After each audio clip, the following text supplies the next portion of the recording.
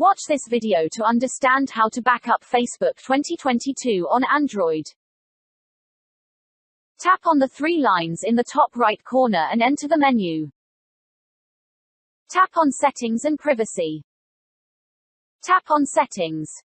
Then tap Download your information in your information section. Select all the files that you need like messages, comments, groups, etc. Select the required format HTML or JSON, media quality, and date range. Tap on Create File. It will take some time to prepare your file depending on the quality and date range selected. Tap on Available Files. Tap on Download. m.facebook.com will open up in your default browser. Enter your username and